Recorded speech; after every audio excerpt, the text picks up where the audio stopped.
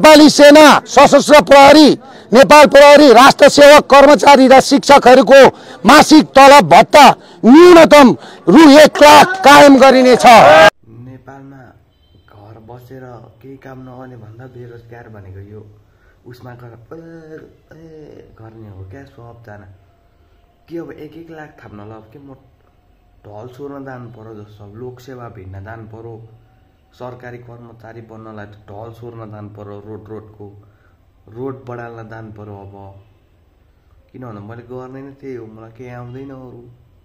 यो व्यवस्था परिवर्तन भएन भने नि भाइ यी जेएनजी जाति त जम्मै जेल जान्छन्। अस्ति फुटाउने मन्त्री एउटा भइहाल्यो, प्रधानमन्त्री एउटा भइहाल्यो, जेल जाने अर्को भयो भाइ।